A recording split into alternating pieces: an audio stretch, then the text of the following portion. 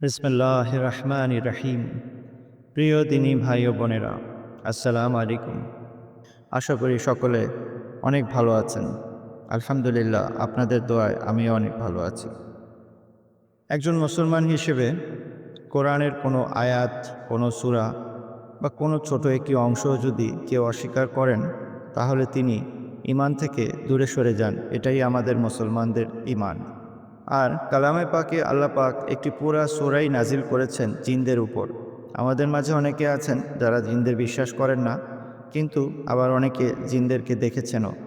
আর যে সমস্ত জিন্নাতগুলো কাউকে ভয় না দেখানোর উদ্দেশ্যে বন্ধু হিসেবে সামনে আসেন, তাদের উচ্চতা একটা ৭-৮ বছরের বাচ্চার সমতুল্য, যা কিনা আল্লাহ পাক আমাকে দেখার তৌফিক দিয়েছেন। যাই হোক, কথাটি বলার উদ্দেশ্য হলো, জিন্নাতের যে অস্তিত্ব আছে তা একটি অনেক বড় সত্য। হয়তোবা অনেকে দেখেননি, কিন্তু এর অস্তিত্ব যে আছে তা অনেকেই হয়তো টের পেয়েছেন।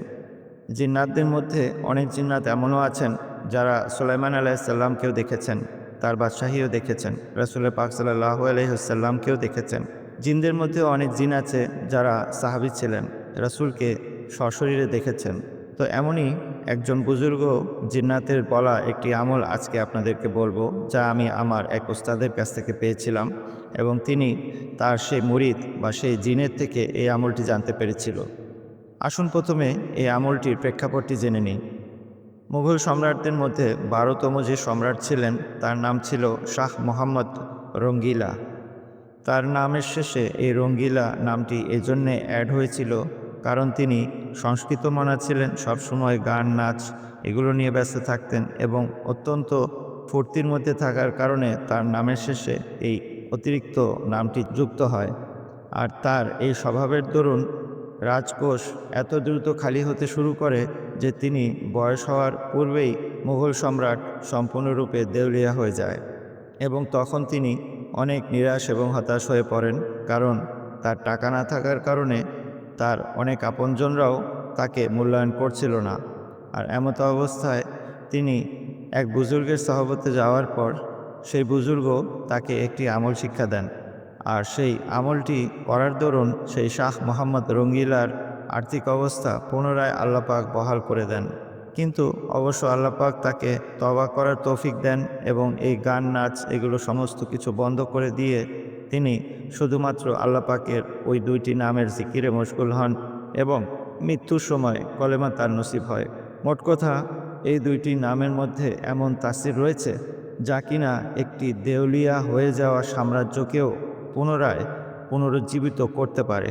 তাহলে আপনার সামান্য আর্থিক অবস্থা খারাপ হওয়া বা ঋণের মধ্যে থাকা, সেটি কত সহজেই যে আল্লাহ পাক চাহে তো এই নামের উসিলায় ভালো করবেন, তা আর বলার অপেক্ষা রাখে না। তো সেই বুজুর্গের সহবতে থাকা এক জিন, যিনি কিনা এই আমলটি ওনাকে দেয়ার ব্যাপারে জানতেন, সেই জিন্নাত যখন আমার এক ওস্তাদের মুরিদ হন, সেই ওস্তাদকে তিনি এই আমলটি বলেন এবং তার মাধ্যমে এই আমলটি আমার কাছে পৌঁছায়, এবং আমি আমার ইমানি দায়িত্ব মনে করে আজকে আপনাদেরকে এই আমলটি বলছি। যে কোনো ভাই অথবা বোন যারা কিনা ঋণগ্রস্ত আছেন, তারা যদি আল্লাহ পাকের এই মোবারক নামটিকে চলতে ফিরতে উঠতে বসতে সারাদিনে কমসে কম ৬,০০০ বার পড়ার অভ্যাস করে নিতে পারেন, তাহলে ইনশাল্লাহ অচিরেই তার আর্থিক সমস্যা দূর হয়ে যাবে। যদি কেউ চান তিনি বেশির থেকে বেশি পড়তে পারেন, একটি অভ্যাস আপনাকে করতে হবে যা কিনা খুব সহজেই আপনি করতে পারবেন। কারণ আপনার এতে কোনো অজুর শর্ত নেই, কোনো আলাদা করে কিছু করার শর্ত নেই। আপনি সমস্ত কাজের ফাঁকে আপনি চলতে ফিরতে উঠতে বসতে আপনি এটা পড়তে হবে। তো সুতরাং আলাদা করে যেহেতু কিছু করতে হবে না, কাজের ফাঁকে খুব সহজেই আপনি মিনিমাম ৬,০০০ বার করতেই পারবেন। আপনি চাইলে কোনো চাইনিজ কাউন্টার ব্যবহার করতে পারেন, যেন আপনি দেখতে পারেন যে অন্তত ৬,০০০ বার হয়েছে কিনা। তো মোট কথা, আপনি রিজিকের জন্যে বা ঋণ থেকে বাঁচার জন্য যদি কোনো আমল করেন, তার পাশাপাশি চাইলে এই গিফট আপনি করতে পারেন। এই গিফট করার মধ্যে দিয়ে আল্লাহ পাকের রহমতে আপনার ঋণ খুব দ্রুত পরিশোধ হয়ে যাবে এবং আপনার জীবনে স্বস্তি চলে আসবে, এবং আল্লাহ পাকের রহমত এবং বরকতের ছায়াতলে আপনি আপনার পরিবার চলে আসবে। ৬,০০০ বারের সংখ্যাটি এজন্য গুরুত্বপূর্ণ, কারণ ৬,০০০ বার অতিক্রম হওয়ার পরই এর নূর আসা শুরু করে। যারা এর থেকে আরও বেশি পড়তে পারবেন, ১০,০০০, ১২,০০০ বার, তাদের জন্যে আরও দ্রুত ইনশাল্লাহ ইহা কবুলিয়াত পাবে। কিন্তু অন্তত ৬,০১২ যদি আপনি পড়েন তাহলেও ইনশাল্লাহ কাজ করবে। যে কোনো আমলের সাথে আপনি এই কাজটিকে করতে পারেন, আপনার জীবনের একটি অংশ করে নিতে পারেন। যতদিন পর্যন্ত আপনার জীবনটি স্বাভাবিক না হচ্ছে এবং আপনি উৎকর্ষতায় না পৌঁছাচ্ছেন, ততদিন পর্যন্ত আপনি শাহ মোহাম্মদ রঙ্গিলার মতো এই আমলটি করতে পারেন। যারা ইতিহাস সম্পর্কে জানেন তারা একটু ওনার ইতিহাসটা জেনে নেবেন যে কিভাবে তিনি একবার ফকির হওয়ার পর পুনরায় তার সাম্রাজ্য আর্থিকভাবে অনেক উন্নতি সাধন করে।